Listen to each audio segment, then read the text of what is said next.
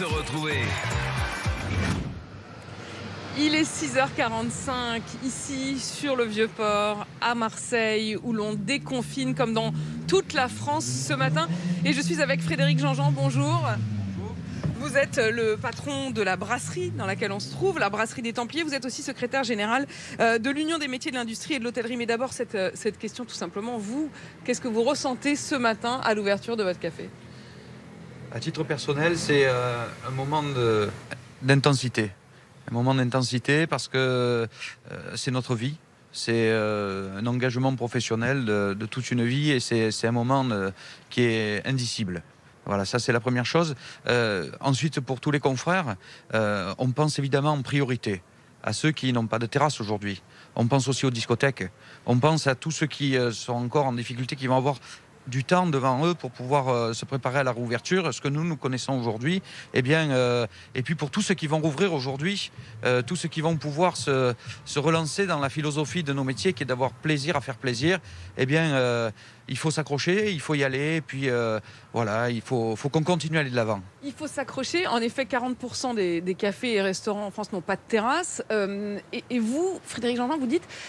Il y a quand même eu ces moments durs pendant le confinement. C'est-à-dire qu'aujourd'hui, on a envie évidemment de ne penser qu'aux choses positives, se dire que ça commence à être derrière nous. Mais il y en a certains qui ont quand même traversé des moments très durs. Vous-même, il y a eu des moments de doute ? Plus que de doute. Vous savez, quand vous êtes chef de famille, qu'on vous empêche de travailler, que vous n'avez pas de perspective, et que, en tant que responsable syndical, vous vous trouvez avec tous les confrères qui vous appellent, beaucoup qui vous font part de leur détresse, parfois des détresses qui sont criantes, poignantes. Ça va parfois jusqu'à des gens qui n'arrivent plus à manger. Moi, je le dis, c'est la première fois que je vais le dire. C'était au moment juste avant les fêtes de fin d'année. J'étais au bout. À un moment, j'ai même pensé me foutre en l'air, quoi. C'était insupportable.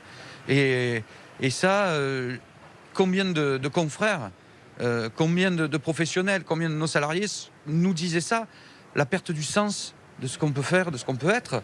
Et là-dessus, je sais que sur toutes les plateformes téléphoniques, que ce soit avec la Chambre de commerce, avec la région, avec la métropole, il y a eu un effort qui a été fait de sensibilisation, d'approche psychologique pour nous accompagner. Et puis, il y a eu aussi tous ces gestes. Et il y a eu une solidarité vraiment très importante. Je vais vous donner un exemple très simple.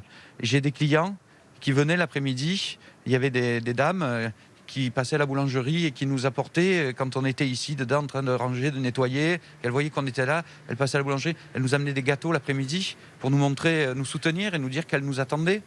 Qu'elle attendait notre réouverture. Mais ça, c'est des gestes de solidarité, des coups de téléphone, des appels, des messages. Tout ça, ça a fait chaud au cœur, ça a permis de tenir. Mais c'est ce qui fait que vous avez réussi à ressortir de ce moment de doute, de souffrance, comme vous nous l'avez dit. Essentiellement, et puis la nécessité d'aller de l'avant. Parce que moi, j'ai eu la chance de pouvoir faire face.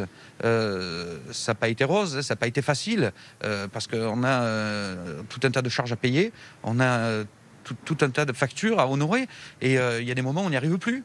Et c'est vrai que là, on a eu tous ces gestes, tous ces moments qui ont été essentiels. Essentiel, c'est le mot qui convient. Essentiel, justement.